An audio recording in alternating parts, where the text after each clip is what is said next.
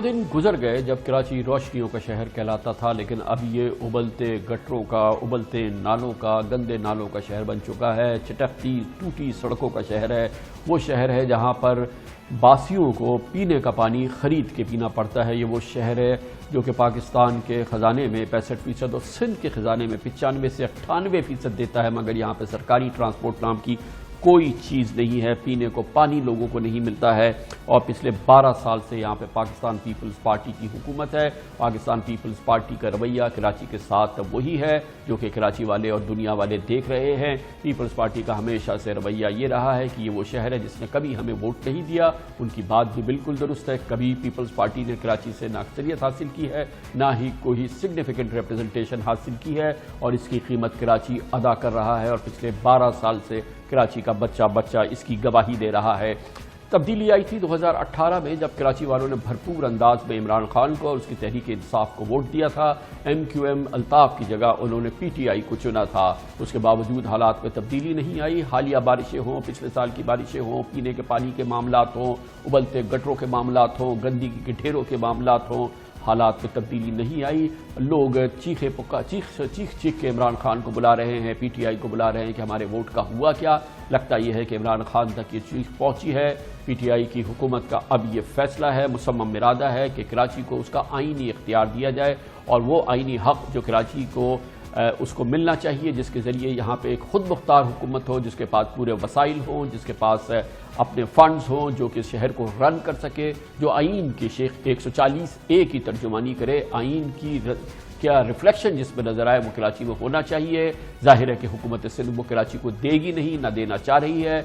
अब इमरान खान ने खुद वज़ीर आज़म पाकिस्तान का ये फैसला है कि वो सुप्रीम कोर्ट ऑफ पाकिस्तान जाएंगे, कराची का मुकदमा लड़ेंगे और कराची को उसका ये हक दिलाएंगे। इसके साथ ही ये याद रहे कि इमरान खान के पास वज़ीर आज़म की हैसियत से आइन की शेख 149 के तहत इख्तियारात मौजूद हैं कि अगर ऐसे मामला चलते रहे तो वो बराह रास्त कार्रवाई करके कराची का निज़ाम अपने हाथ में ले सकते हैं। मगर ये बहुत बड़ी तब्दीली है। कमर ठान ले बांध ली है इमरान खान ने, PTI ने, कि कराची को उसका हक दिलाना है। और इस सिलसिले में बहुत अहम डेवलपमेंट हुई है पिछले 24-48 घंटों में।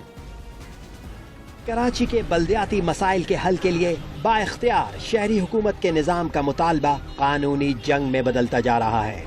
आइन का आर्टिकल 140 सूबों को पाबंद करता है कि इख्तियारात को निचली सतह पर तकसीम किया जाए और बल्दियाती इदारों को इंतजामी और माली इख्तियारात दिए जाएं। 18वीं तरमीम के तहत सिंध ने विफाक से इख्तियारात तो ले लिए, मगर वसाइल ना मुकामी हुकूमत को मुंतकिल हुए और ना ही अजला तक फंड्स की मुनसिफाना तकसीम हुई। यही शिकवा वजीर आज़म इमरान खान का भी है। मैं बड़ी देर का कह रहा हूँ कि कराची के मसले हल हो ही नहीं सकते जब तक कि आपके कराची के डायरेक्ट इलेक्शंस ना हो, और खुद कराची के मसले, पानी का, सब कुछ, ये सिर्फ एक, मैं कोई नई बात नहीं कर रहा, ये सारी दुनिया में यही सिस्टम है। आज आपके कराची के सारे प्रॉब्लम्स अगर आप चले जाएं तो क्योंकि पावर डिवॉल्व नहीं हुई, फैसले कहीं और हो रहे हैं। अगर एक पार्टी का पावर बेस कुछ और है तो वो उसी को केटर करती है। कभी भी हल नहीं होगा जब तक कि आप डायरेक्ट इलेक्शन से आए, उनको एम्पावर करें, वो अपने फाइनेंस इकट्ठे करें, एक जगह से एक शहर चले। कराची बहाली केस की समाअत के दौरान चीफ जस्टिस गुलजार अहमद ने चीफ सेक्रेटरी सिंध से इस्तफसार किया था कि क्या आर्टिकल 140A सिंध में लागू नहीं होता। चीफ जस्टिस ने रिमार्क्स दिए थे कि कराची कोई गांव नहीं, पाकिस्तान का नगीना होता था। इस शहर का भी कुछ सोचें, सिर्फ जेबें ना भरें, कराची में भी कुछ पैसा लगाएं। चीफ जस्टिस ने रिमार्क्स दिए थे कि वजीर आला सिंध लिख कर दे कि कराची में बल्दियाती निज़ाम को फाल क्यों नहीं कर रहे। अगर वो दुरुस्त जवाब नहीं देते तो उन्हें तौहीन अदालत का नोटिस दे सकते हैं। इस साल फरवरी में वजीर आज़म इमरान खान और विफाकी वजीर असद उमर ने कराची में शहरी और जिले हुकूमतों को बाख्तियार बनाने के लिए सुप्रीम कोर्ट में दरख्वास्त दायर की थी, जिसमें आर्टिकल 140A से मुतसादिम सिंध लोकल बॉडीज एक्ट की शेख 74 और 75 को कलादम करार देने की इस्तदा की गई है। गुज़िश्ता रोज वजीर आज़म ने इस पिटीशन की जल्द समाअत की अपील के लिए अटॉर्नी जनरल को हिदायत दी।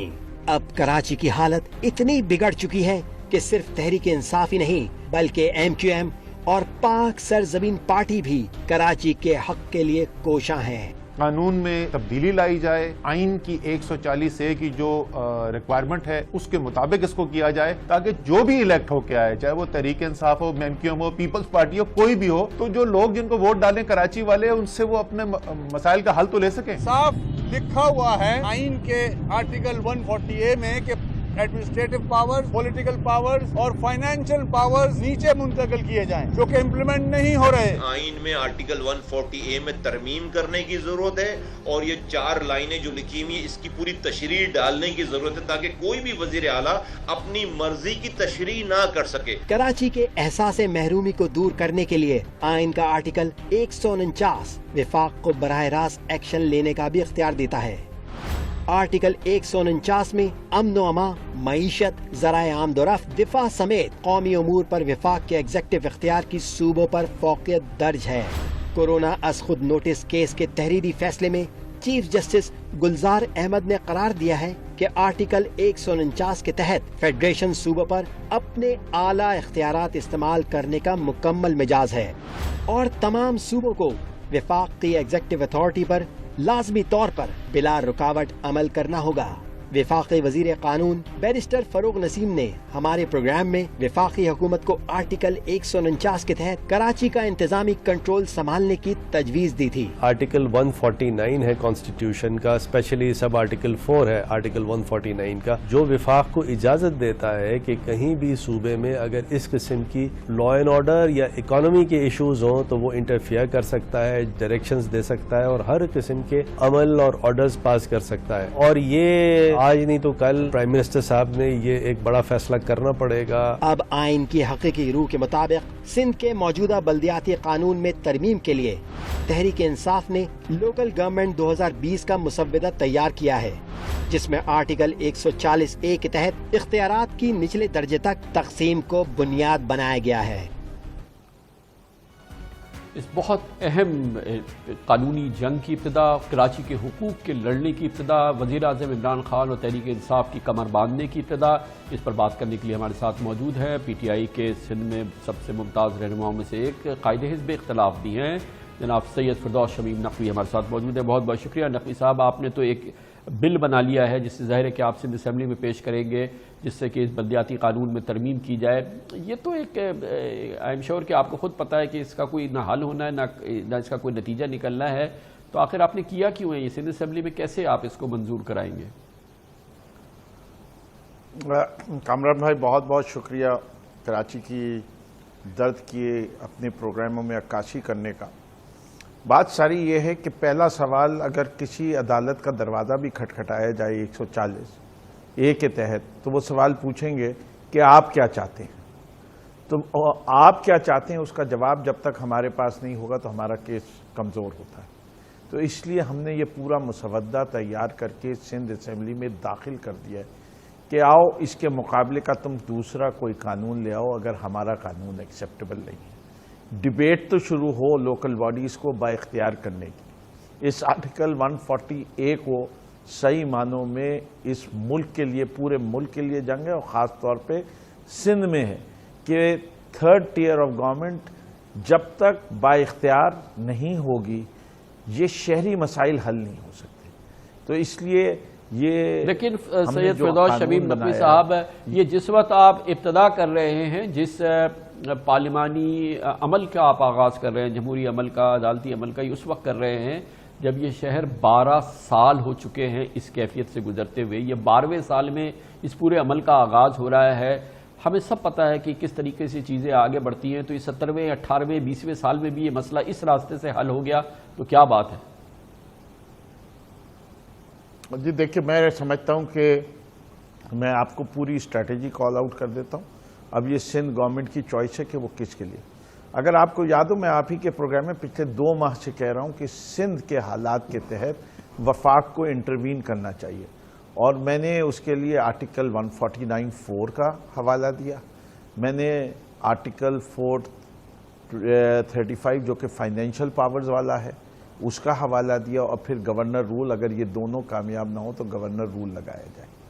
تو یہ جو تینوں آرٹیکلز ہیں آئین کے, اس میں سے 149(4) پاکستان کی تاریخ میں پہلے استعمال نہیں ہوا, اور 235 میں 435 کا 235 بھی استعمال نہیں ہوا تھا.